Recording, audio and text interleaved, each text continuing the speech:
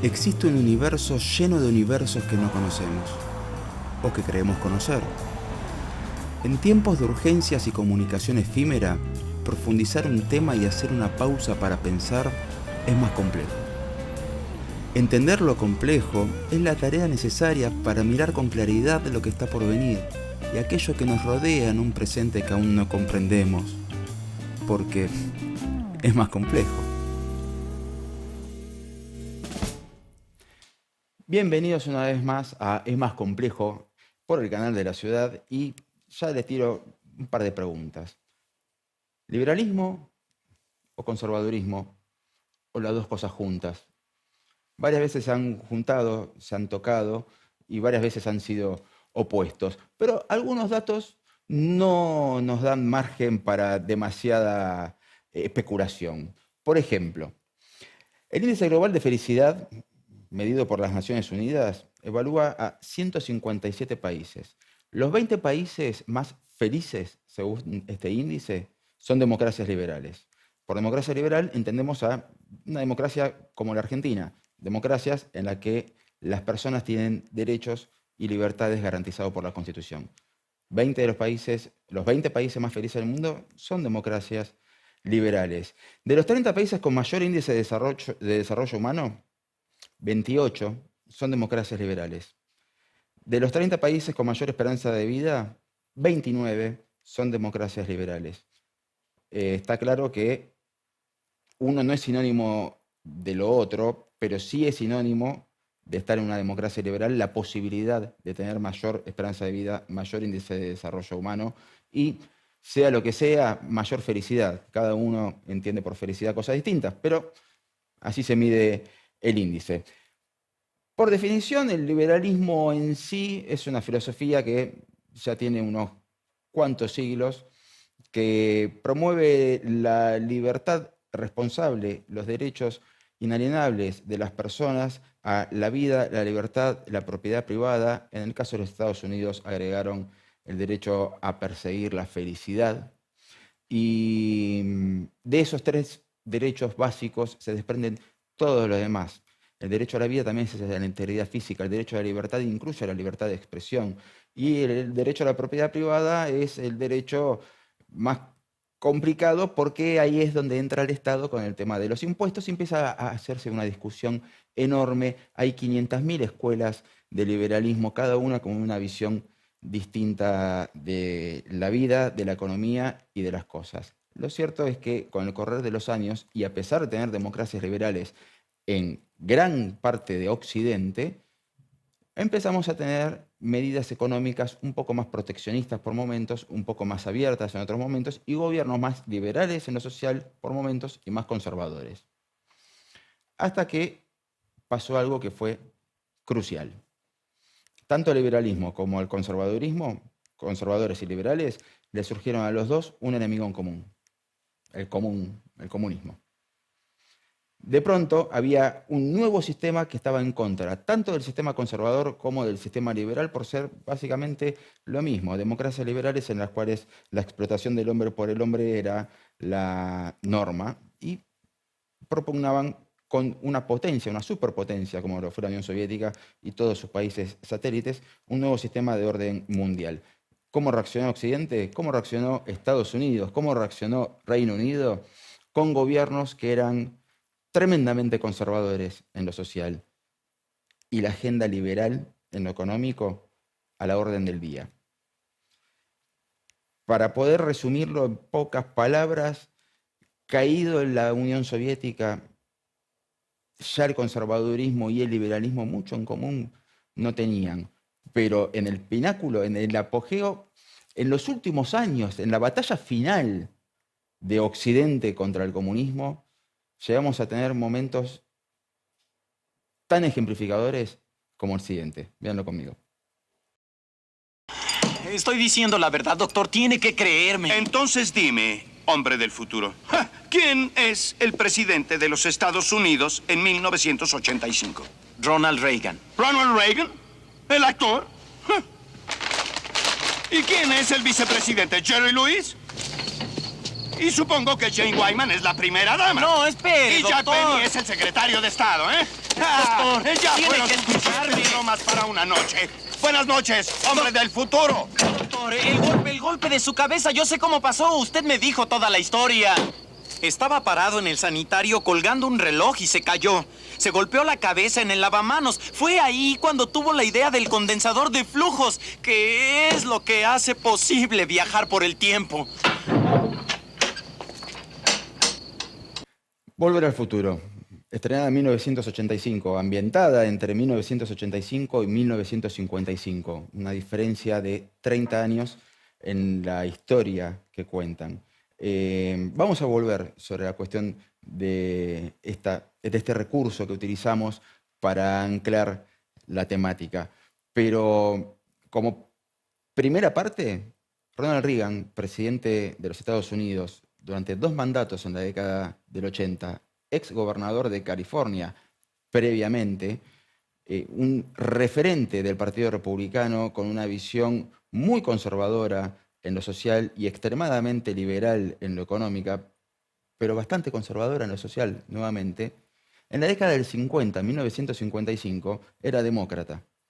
No solamente era demócrata, sino que había confirmado públicamente que había votado a Franklin Delano Roosevelt las 4 veces que se había presentado consecutivamente para presidente. Algo que nunca más se puede hacer en Estados Unidos porque se modificó la Constitución para evitar que los presidentes se eternicen en el poder. ¿Habla de un discurso conservador? ¿Reagan? Sí. Reagan es ¿Usted sabe de dónde están sus niños en este momento? Una campaña que dio la vuelta a los Estados Unidos y que marcó a toda una generación. Era conservador, pero ¿conservador de qué? ¿Qué es lo que quiere conservar un conservador? Determinados valores sociales, determinados valores tradicionales, que pueden variar en cada uno de los países. Si nos ponemos a pensar fríamente, es inevitable hablar de choque de civilizaciones cuando un conservador que quiere conservar el sistema occidental de un Dios cristiano y un gobierno relativamente laico, pero parado sobre los pilares de las tradiciones europeas que conquistaron América, se encuentre con la llegada de el Islam y los musulmanes a Europa, que tanto debate generan en las últimas décadas, que provienen de países donde casualmente quieren conservar una religión, quieren conservar un estilo de vida, son conservadores también. Aceptarlos deja de ser conservador y rechazarlos es conservador. Entonces es como si fuera una pelea de conservadores. Si venimos para el lado de las Américas, también nos hemos movido por oleadas en cuestiones económicas. Ha habido una década en la que la Argentina ha sido absolutamente desregulada su economía, con excepción de pequeños factores. Estamos hablando de la década del 90. Previo a eso, las experiencias liberales en lo económico en la Argentina habían tenido que ver o con procesos fraudulentos o con dictaduras. Ahora, en la década del 90, con la liberalización y desregularización de la economía, los valores sociales eran bastante conservadores. Había una regulación de qué se podía ver en la televisión y qué no, en la cual las cuestiones sexuales eran prácticamente arcaicas. Un obispo pudo decir públicamente ante todos los medios que los homosexuales eran lo peor que había y que incluso sugirió que debían vivir en un gueto, en una isla, algo así por el estilo, pero era gravísimo. Y no hubo consecuencias. Había una visión conservadora de las cosas que no se condecía con el sistema liberal imperante. Está bien, está mal, no importa. Lo que voy es, por un lado, se toma lo que conviene de una forma de vida, de una ideología que en realidad es una filosofía de vida, y por otro lado, se conservan otras cuestiones que hacen que la posibilidad de crecimiento económico, de hacer de tu vida lo que quieras en lo económico, no tenga su contraparte con hacer de tu vida lo que quieras con tu vida en sí por fuera de lo económico. Así que básicamente nos queda la pregunta del millón, después de varias décadas de nuestro último experimento, de hablar qué entendemos hoy por libertad. Preguntarnos qué entendemos hoy por libertad. ¿Dónde entra el conservadurismo en todo eso? para charlar de este tema es que en el próximo bloque entrevistaremos a Iván Carrino. No se lo pierdan, ya volvemos.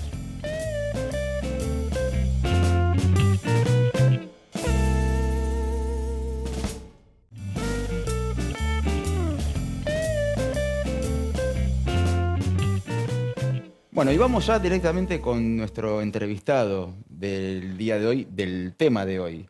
Recibimos a Iván Carrino, a quien ya le doy el agradecimiento por acercarte. ¿Cómo estás, Iván? Hola, Nicolás. Bueno, un gusto estar acá. Gracias. Y lo presentamos del siguiente modo. Iván Carrino es licenciado en Administración y tiene un máster en Economía. Es consultor de empresas, es escritor y conferencista. Es investigador asociado del Centro Faro de la Universidad del Desarrollo en Chile. El tema que queremos abordar hoy, que tiene que ver con conservadurismo, liberalismo, y es, ¿qué entendemos hoy por libertad? Bueno, no sé si hoy o siempre, ¿no? Digamos, yo creo que la definición de libertad liberal es la de la ausencia de coacción, si se puede resumir en una frase, pero básicamente uno es considerado, yo digo, la gente es libre en la medida que tome sus decisiones y ese proyecto de vida que persigue no se ve impedido coactivamente por otro o por un grupo de otros, ¿no? Entonces, la libertad es un concepto bastante mínimo, que simplemente exige que el resto te permita ser. Eso no quiere decir que el resto te tiene que dar, no sé, medios para conseguir los fines, ¿no? Digamos, ahí ya es parte de la responsabilidad individual y de la capacidad propia de conseguir recursos, pero sos libre en la medida de que otros no te impidan buscar tus propios objetivos, perseguir tus propios sueños, ¿no? Entonces, libertad yo creo que esa es una buena definición y bastante clásica tal vez, o trascendental, o digo, universal. Sí, casi de Adam Smith, ¿no? O sea, bien básico. Ahora, partiendo de los primeros preceptos de libertad y de esos pensadores que terminaron influyendo en todas las revoluciones liberales del mundo, entra el Estado de todos modos, un nuevo concepto de Estado. Bueno, a ver, el Estado... O sea, pasamos de las monarquías a sí, ¿no? otro modelo. Digamos, para uno de los grandes pensadores del liberalismo político, John Locke. No es que para Locke no tenía que haber un Estado, justamente el Estado era una tercera parte a la que le íbamos a dar el monopolio de la fuerza para que se asegure de que en esa sociedad prevalecieran ciertos derechos básicos, ¿no? Que Locke dice, bueno, son derechos inalienables, son derechos que cada uno tiene. Y dice algo así como, en el estado de naturaleza cada uno debería poder defender esos derechos, ¿sí? Que son esencialmente derecho a la vida y a la propiedad. Pero claro, si yo tengo esa capacidad de defender esos derechos, vos tenés la tuya, el vecino tiene la suya, de repente cada uno puede llegar a ser juez y parte, y ese es un problema, entonces mejor le delegamos al Estado, ¿no? Después, más adelante, Adam Smith va a decir, el Estado tiene, además de, él es recontracrítico de los funcionarios estatales, del gobierno, de las monarquías, pero sin embargo les adjudica el rol de seguridad, justicia, y encima agrega realizar ciertas obras que los privados no harían, pero que igual son muy buenas para la sociedad. Defiende la educación pública, cierto rol para el Estado en la educación da Adam Smith. Yendo a lecturas más austríacas, tenés a Mises o a Hayek defendiendo un rol para el Estado, un rol del Estado mínimo. El Estado mínimo es el Estado que tiene que garantizar esa libertad. O sea, para que yo pueda perseguir mi propio deseo, para que yo pueda perseguir mis propios sueños, o el famoso dictum, creo que es de la Declaración de la Independencia de los Estados Unidos, ¿no? La búsqueda de la propia felicidad. Bueno, que el Estado venga y le impida a otro tratar de coartarme a mí. O sea, el Estado tiene que perseguir el robo, tiene que perseguir el secuestro, tiene que perseguir el asesinato. Así que sí, desde puntos de vista liberales clásicos, el Estado tiene un rol, y justamente ese rol es preservar los derechos individuales, ¿no? Ahora, acabas de citar Estados Unidos, y uno no puede dejar de pensar en todo lo que fue esa usina de pensamiento de los padres fundadores y de las tensiones entre la visión de Jefferson, la de Hamilton y compañía, y cómo todos terminaron siendo presidentes a su momento, Y sin embargo, esa visión de un Estado absolutamente federal y un gobierno central más bien débil frente a los estados, terminó construyendo con el paso del tiempo en el gigante poderoso que es Estados Unidos. Y cómo la visión liberal de las revoluciones en las Américas terminó generando esta América Latina de tantos vaivenes y de tantos gobiernos con tendencias a perpetuarse. ¿En qué crees que falla? No, es una pregunta difícil de responder. Es cierto que la Constitución argentina, basada... Alberdi era alguien que había leído a Adam Smith. Adam Smith, a su vez, hace poco leía un texto donde se relata la amistad que tenían Adam Smith y David Hume, ¿no? Y un presidente norteamericano, creo que era Franklin, vive en la casa de Hume, o sea que toda esta gente como que se conocía, Sí, sí. Alberdi los lee, los conoce, trae el pensamiento ese, con esas ideas crea, sienta las bases para la Constitución argentina, la Constitución argentina es súper liberal. Pero bueno, creo que en algún momento del tiempo también esto es algo más bien global, suelo mirarlo así, en los años 30, la fe en el mercado libre, en las libertades individuales, realmente entra en crisis, con la crisis del 30, y el mundo se va cerrando, o sea, en Estados Unidos es verdad que no se vuelve todo para atrás, pero aparece la figura de Franklin Delano Roosevelt, ¿no? Con un programa muy intervencionista, muchas regulaciones, el Estado gastando y demás. Inglaterra se cierra sobre sus colonias, deja de comprarle a los de afuera, entonces de repente hay una emergencia del nacionalismo, del proteccionismo, y Argentina, bueno, hace lo propio, digamos, ¿no? Acá ponemos un cepo, nos cerramos también, vamos a hacer la industrialización por sustitución de importaciones, y poco tiempo después llega Perón con el discurso de la redistribución del ingreso, y bueno, se abandonan esos puntos de partida liberales que teníamos a principios del siglo XX. Y bueno, y así hemos estado a la deriva. América Latina en general se fue por estas ideas y luego el único que despertó del sueño intervencionista, el primero, fue Chile, que no despertó de la forma más idílica y hermosa que podemos decir, porque fue a través de un golpe de Estado, fue a través de la violencia, pero no obstante eso, hubo un programa económico que funcionó y fue un programa económico que recuperó las bases del orden liberal, ¿no? Es decir... Me acabas de dar el pie perfecto, ¿no? Porque la Argentina también, si bien no al nivel de programa económico a largo plazo de Chile, también tiene vinculado como que el liberalismo económico es cosa de dictaduras. Pero también existe un liberalismo social. Y en el caso de Chile, al mencionar directamente a Pinochet, tengo un plan económico liberal, pero un Estado represivo.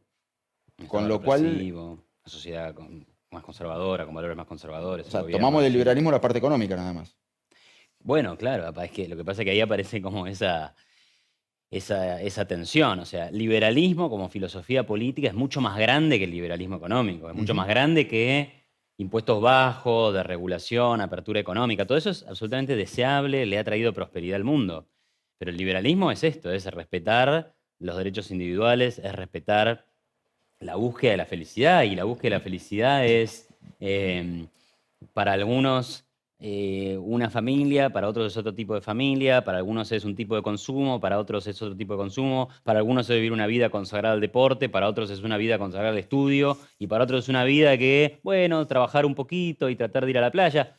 Y todo eso, digamos, es respetable y es parte de la individualidad. Y muchos gobiernos que tenían políticas liberales en lo económico a lo largo de la historia en Argentina, sí, se combinaron con otra cosa, se combinaron con un conservadurismo social, con una forma de... con un poco de condimentos religiosos, ¿no? Como que los valores tienen que venir de alguna religión, como que tiene que haber ciertos valores que ordenen y que eso también le ponga límites a la libertad individual. Entonces, bueno, claramente ahí empieza a haber una superposición entre libertad económica, pero a la vez no libertad en materia social, en materia civil, o de sospecha. Esa libertad nos parece un poco sospechosa, ¿no? Para algunos conservadores, ¿no? Sino muy sospechosa. Entonces ahí aparece obviamente una tensión, ¿no? Sin duda. Hay otro fenómeno global que va variando con el tiempo, pero que no deja de ser global, y es que o reinan los gobiernos, abundan los gobiernos que son liberales en lo social y bastante proteccionistas en lo económico, o liberales en lo económico y bastante conservadores en lo social, y se va moviendo por oleadas en el mundo occidental. ¿Hay experiencias de países que hayan sido liberales en lo económico y en lo social? Bueno, bueno, es buena pregunta, pero mira, yo hace un tiempito escribí un artículo, ¿no? Sobre temas de este tipo, ¿no? Y hay un autor español que se llama Contreras, que él trata de armar un argumento liberal en economía, pero donde dice, para que prevalezca la libertad económica, necesitamos tener valores sociales conservadores. Y eso implica una familia heterosexual, marido, mujer. Y entonces ahí vos decís, che, ese link existe, se corresponde con la realidad. Entonces, la realidad es que no, porque vos tenés, por ejemplo, que los países primeros en libertad económica, de acuerdo con el índice de libertad económica, allí, en esos países, es donde hay, por ejemplo, más leyes de matrimonio igualitario, adopción homoparental. Entonces, no hay, dado que hay familia tradicional, entonces hay libertad económica. No, no, justamente en esos países que son libres, económicamente libres, conviven este tipo de leyes. De hecho, ahí Argentina es como un outlier. Es como el caso raro, porque Argentina, digo, con el kirchnerismo era puro socialismo económico, digamos, pero tenía esta ley de matrimonio igualitario, uno de los primeros de América Latina. Pero no éramos el primer país del mundo, digo, en otros países más avanzados, desarrollados, ya existían este tipo de leyes, ¿no? Y lo mismo si haces el cruce con los países con más alto PBI per cápita.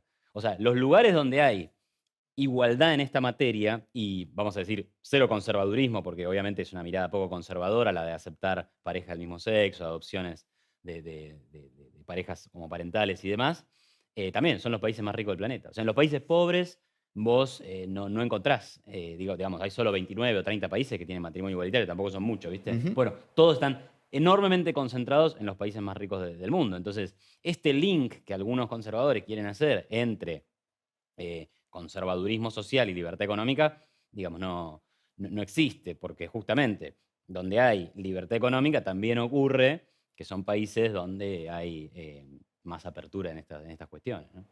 Cuando hablamos de los países, o sea, hay un link muy argentino, creo que vos también lo habéis escuchado 1000 veces cuando éramos chicos, bueno, ¿qué querés que seamos Suecia? Ujú. O sea, es como que tenemos Suecia vinculado a el mega estado en el que está todo bien, el país por lo menos en el que está todo bien, y cuando empezás a raspar un poco, decís, no, lo que pasa es que era el estado de modelo del estado de bienestar en la década del 70, pero seguís raspando un poco más y te encontrás con un país bastante abierto, con mucha libertad, y calculo que debe estar Sí, en el top 10 de los países que acabas de mencionar. Sin duda es parte de esto, lo que pasa es que también Suecia tiene un estado grande, en los 90 entra en una crisis ahí de gasto público, bueno, tiene algunos ajustes. Siempre ha estado en los primeros 25 países en materia de libertad económica, porque a pesar de tener altos impuestos y a pesar de tener alto gasto público, tiene una economía muy desregulada y demás. Ahora, en materia de vida personal, sí, ahí hay mucho respeto por las decisiones individuales, ¿no? Eso es. ¿Cuál es hoy el país más libre económicamente? No revisé el último Bueno, índice pero de libertad económica, pero ha estado en Singapur, cosa que no es el mejor ejemplo de un país democrático, porque Singapur tiene ahí una cosa medio extraña, no sé muy bien, el sistema político es un poco autoritario. ujú. También ha estado Hong Kong. Chile supo estar en el puesto número 7, ahora creo que cayó abajo del 20. Pero suelen aparecer Nueva Zelanda, Dinamarca también, sí, en los primeros 10 puestos, ¿no? Dinamarca es un país que también es bastante abierto en lo social. Sí, también. Claro, porque Singapur es todo un tema. O sea, Sí, sí, Singapur no sería lo como el agrego yo ejemplo si de este querés. caso. Tiene un sistema bastante autocrático y autoritario, y siendo una ciudad-estado, básicamente, con penas excesivas para delitos que en otros países no lo son. Claro. Pero sí, Dinamarca. Por eso, sí. o sea, digamos, pueden convivir países con economías libres y gobiernos autoritarios. Lamentablemente hay que aceptar esa realidad. Pero bueno, tampoco es que sea la norma, digamos, ¿no? Por eso te digo. O sea, Ahora, cuando- para no venir a la Argentina, Estados Unidos, por ejemplo. Estados Unidos en la actualidad. Estados Unidos, desde el gobierno de Obama para acá, Mm. o sea, yo no quiero hablar de Trump, pero de Obama para acá, o sea, porque se da como una sensación de que cada gobierno es producto del anterior. ¿Cómo describirías o qué explicación le encontrás al proceso de tener un presidente popular, conservador y proteccionista? Sí, bueno, a ver, en primer lugar, justo mencionaste Estados Unidos. En Estados Unidos siempre hay mucha información y muchas encuestas y demás, ¿no? Entonces siempre, cuando se da este debate entre, bueno, liberales, libertarios, conservadores y demás, ¿no? Hay un sitio en Estados Unidos que se llama I Side With, es decir, yo estoy del lado de tal cosa, ¿no? Entonces se le hacen grandes encuestas en ese sitio y votan, pero millones de personas. Entonces tenés muestras gigantes de votos. Y en temas como, por ejemplo, adopción homoparental, aborto, ley de legalización del aborto, legalización del uso y el consumo de drogas. En todas esas cosas, quienes primero se definen como libertarios, mayormente votan a favor. Mientras que quienes se definen como ser del Partido Republicano, bueno, están en contra, están mayormente en contra del aborto, están mayormente en contra de legalizar las drogas y están mayormente en contra de la adopción homoparental. Entonces ahí aparece una diferencia interesante entre republicanos, que serían más conservadores, y libertarios, que serían claramente más liberales, pro libertad individual, ¿no? Ahora, lo de un gobierno como el de Trump, digamos, que parece ser liberal en la economía porque quiere desregular la economía y dice ser muy antisocialista y demás, pero después lanza un discurso completamente nacionalista que tiene una consecuencia natural que es el proteccionismo. Bueno, claramente se cae esa figura de un Trump liberal. Es un nacionalista. Es un nacionalista, además conservador en algunas cuestiones por lo menos. Que también es una postura política válida. O sea, No, por eso, digamos, es otro espectro, Ujú. es otra, por eso, como te decía, los republicanos. Ahora, hay muchos republicanos que tampoco van a estar de acuerdo con el proteccionismo, porque, digamos, el proteccionismo es una idea bastante deslegitimada desde el punto de vista económico, ¿no? Digamos, nadie la defiende. La defendimos en América Latina por un montón de años y nos dimos cuenta que era un fracaso. Digamos, y primero salió Chile, después la abandonó Perú, después la abandonó Colombia, que se abrieron al mundo, que empezaron a comerciar internacionalmente, a firmar tratados de libre comercio. Pero Estados Unidos fue el líder en eso. Estados Unidos, digamos, durante todo el siglo XX fue un país completamente abierto, comercia, exporta, importa. em, y me meto mucho en la economía, ¿no? Pero digamos, también es una característica de países desarrollados tener, entre comillas, poca industria. O sea, es normal, los procesos de desindustrialización ocurren cuando te haces más rico, tu economía se transforma en una economía de servicios. Entonces, es muy problemático todo el discurso industrialista y nacionalista de Trump y además es muy malo para la economía, está trayendo muy malos resultados. Probabilidad de recesión, las tasas de interés de los bonos norteamericanos están en el nivel más alto de los últimos por lo menos 15 años. Entonces, bueno, atención ahí, ¿no? Yendo a la cuestión más económica, tu especialidad. No que no sepas de lo social, o sea, está clarísimo que también sabes, pero yendo a la cuestión más bien económica. ¿Hay dogmatismo o en el... Viste que siempre se habla de heterodoxos u ortodoxos en lo económico. Y la verdad es que cuando uno agarra un plan económico, por más que no sepa mucho de economía, con saber algo muy elemental como de dónde viene cada idea, te encontrás con que hasta el más ortodoxo de los planes tiene alguna parte por ahí que decís, bueno, esto es mercantilista, bueno, esto es de otra escuela. ¿Y es pragmatismo? Y en ese pragmatismo, a veces las ideas te entran en crisis o decís, bueno, ya fue, yo creo en esto, pero tengo que hacer lo otro. No, yo creo que es un poco de todo. O sea, es un poco de pragmatismo y a la vez tiene consecuencias para las ideas, digamos. Vamos a poner el caso del cepo, por ejemplo, ¿no? Digamos, hoy podríamos decir no hay cepo, aunque hay ahí alguna cosita, pero bueno, supongamos que hoy no hay cepo. Digamos, bueno, por 1 año y 2 meses, más o menos, por 1 año y 3 meses, hubo cepo con un gobierno libertario, con un gobierno que decía ser el más liberal de la historia económica argentina, ¿no?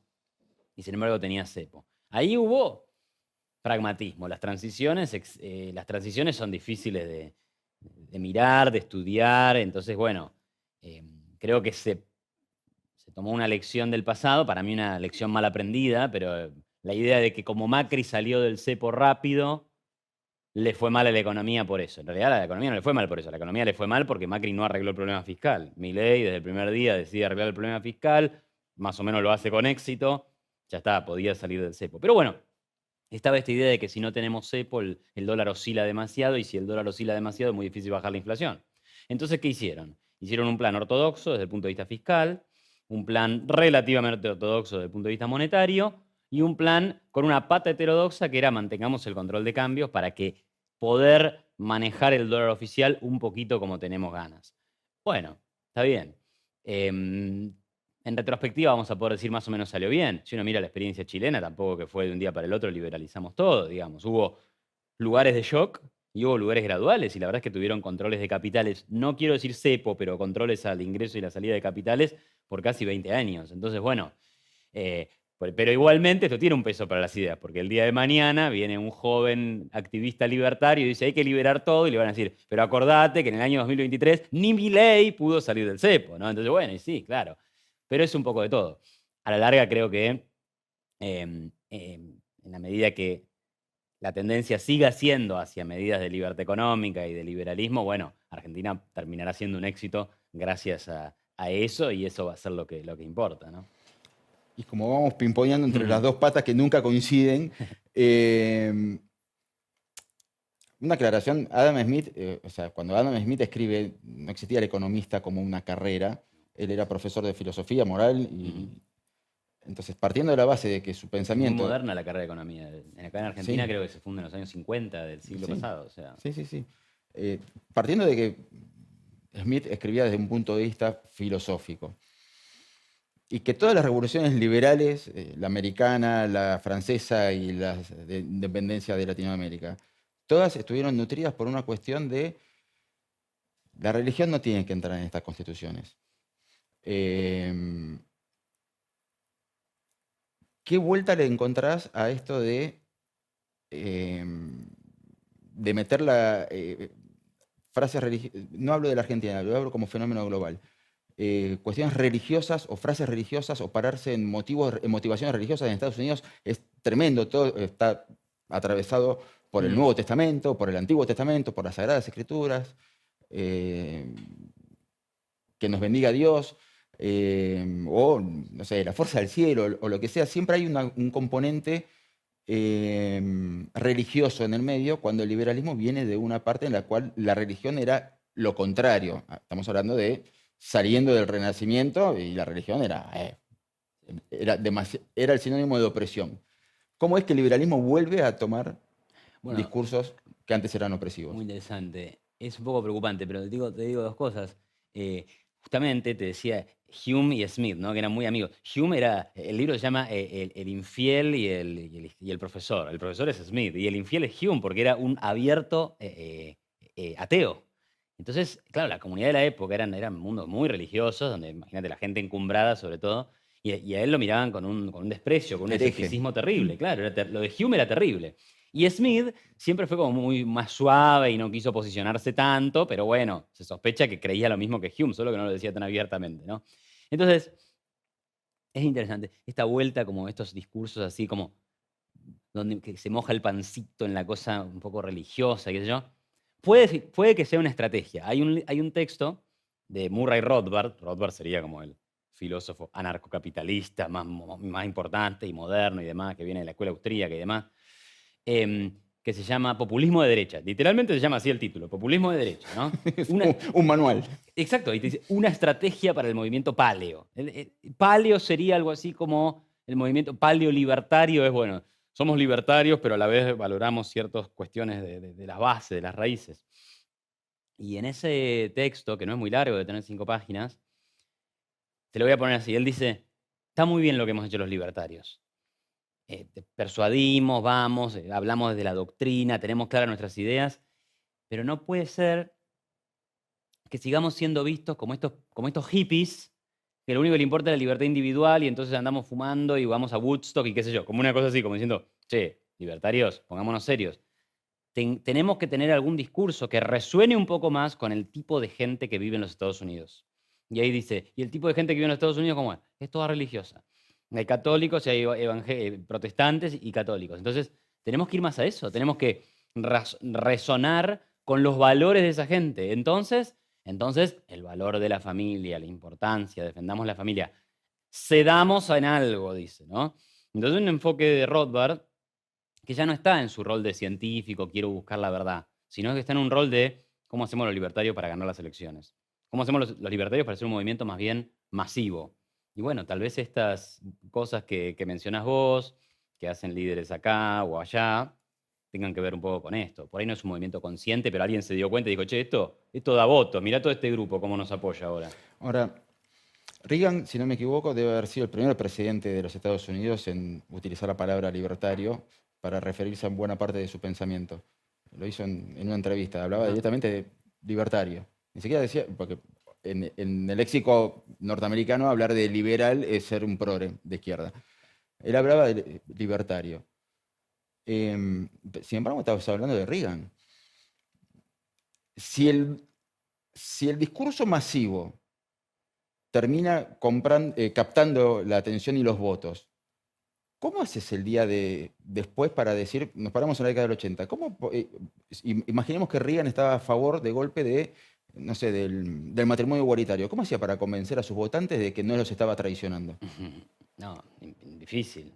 Es como, sí, digamos, es como acá, digamos. Sí. Lo que pasa es que, digo, porque una cosa no es voy a hacer meterme un en tu mal vida y ejemplo. otra cosa es, bueno, yo me quiero casar. No, no te puedes casar. O sea, sí, o sea, a lo sumo igual podés convencer diciendo, bueno, esta es la institución que yo defiendo, digamos, Reagan por ahí puede decir yo defiendo el matrimonio heterosexual, Ujú. pero vamos a permitir que otros también puedan tener el derecho, ¿no? Porque acá la cuestión con el matrimonio igualitario es una cuestión de igualdad ante la ley.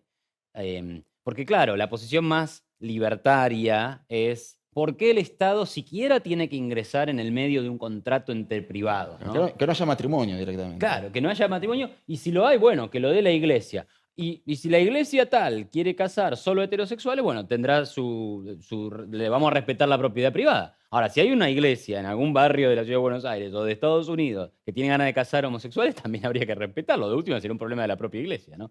Pero bueno, dado que el Estado hace el rito, dado que el Estado pone jueces, pone recursos, firma, etcétera, y reconoce la unión, bueno, está dejando a un montón de la gente afuera cuando reconoce la unión solo para hombres y mujeres, y no para mujeres y mujeres o hombres con hombres, ¿no?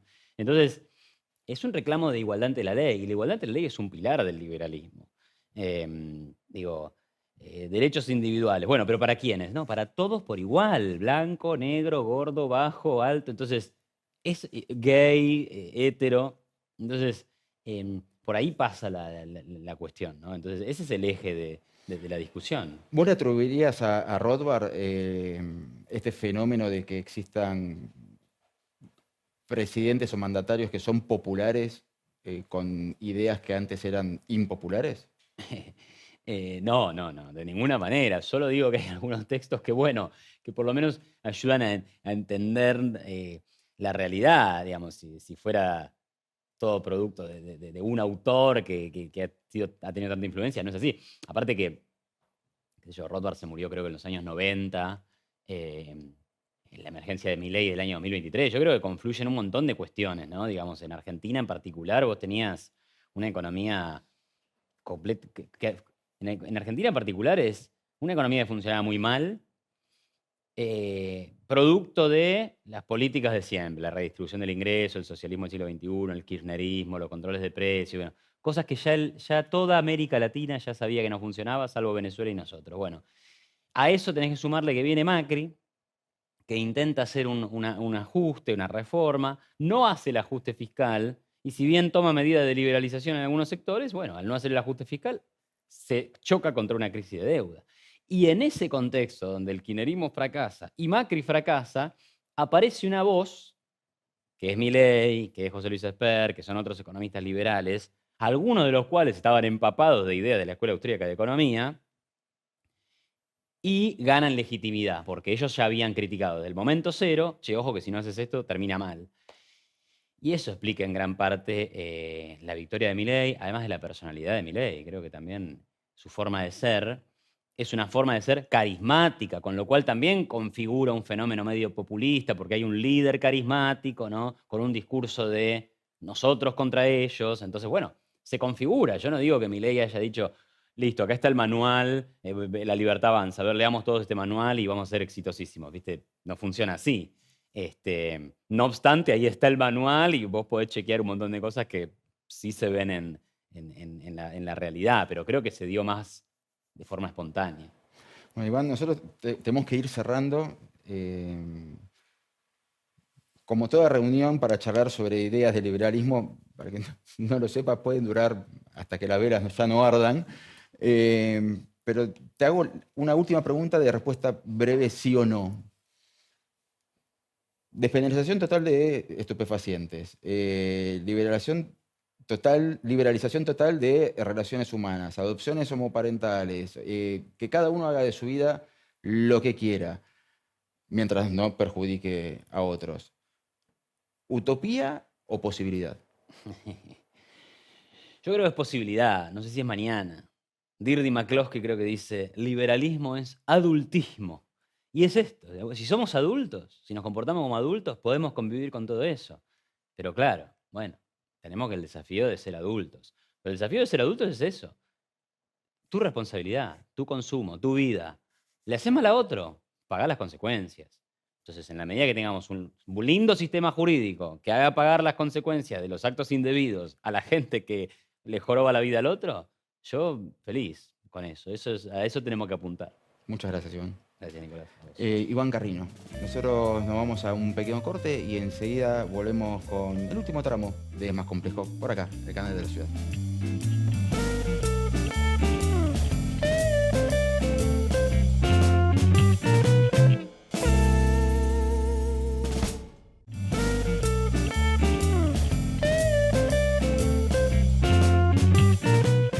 Hoy les voy a contar una historia que, por más que sea muy conocida, la parte que les voy a contar es la que por ahí no les prestaron atención.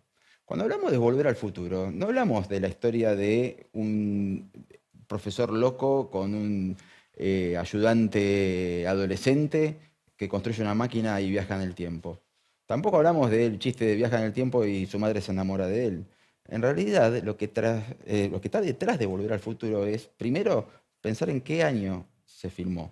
En el año 85, Reagan estaba inaugurando su segundo periodo, estaba en el pináculo de su popularidad. Segundo, había toda una campaña nacional de rescatar los valores tradicionales de los Estados Unidos. De hecho, el eslogan de Reagan era Make America Great Again, MAGA. Hasta el propio Donald Trump dice, lo utilizo porque a la gente se ha olvidado. Ronald Reagan hizo campaña para volver a los valores tradicionales de los Estados Unidos. Y Ronald Reagan, como presidente y ex gobernador, tenía una fama que lo precedía de haber sido miembro del espectáculo. Y el espectáculo en la década del 50 tenía algo que lo atravesaba, que era el macartismo, el miedo al comunismo, una inquisición que atravesó a toda la industria cinematográfica y teatral de los Estados Unidos, buscando comunistas, traidores a la patria, traidores al sistema, apátridas o antipatria, o herejes de los valores norteamericanos. Ronald Reagan, ya les dije, votaba al Partido Demócrata en la década del 50. Entonces, en Volver al Futuro hay una cuestión también de rescatar pequeñas cosas como ¿a dónde querés volver? ¿A qué grandeza querés volver? ¿Qué valores de esa época que vos decís que existían en esa época hoy no están? Recuerden los chistes, recuerden los gags. Las mujeres de mi época no hacíamos eso, le dice la madre al Marty de 1985. Cuando yo era joven no perseguíamos a los chicos, no nos quedábamos a solas con los chicos. Y todo el tiempo ese discurso, y resulta que cuando viaja a la década del 50, a ese retorno a los valores tradicionales norteamericanos, los adolescentes eran adolescentes. Los adolescentes fumaban a escondidas, los adolescentes buscaban tener noviazgos, buscaban quedarse solos con personas de las cuales se sintieran atraídas, Los adolescentes cuestionaban a quienes tenían que cuestionar y obedecían a quienes tenían que obedecer. Eran adolescentes. Había cambiado la moda de la ropa, había cambiado la tecnología, habían cambiado los peinados y el gusto musical. Pero la naturaleza del hombre era la misma.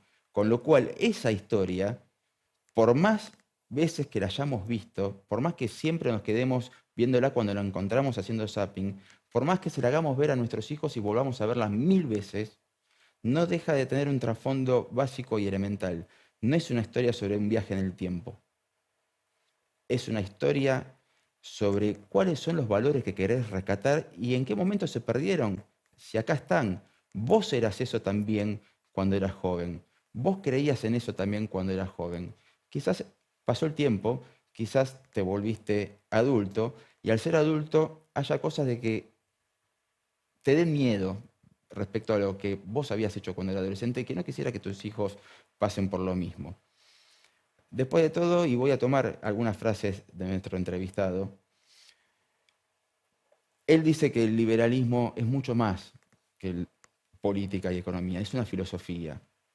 Y él dijo también que podríamos hablar de adultismo, de ser adulto responsable, responsable de lo que hacemos y responsable también de sus consecuencias. De hecho, por si no lo sabían, nuestro Código Penal no prohíbe nada. Tan liberal es nuestro sistema que nuestro Código Penal no prohíbe nada. Deja que hagas lo que quieras. Simplemente te advierte que si haces determinadas cosas, te va a corresponder determinados costos. Más libertad que esa es imposible y está en nuestra legislación desde toda la vida. ¿Qué hacemos con eso? Es otra cosa y quizás otro debate y nos dé el pie para otro programa de esto que hemos dado en llamar Es Más Complejo. Yo me despido hasta la próxima y los vuelvo a ver por acá, por el canal de la ciudad.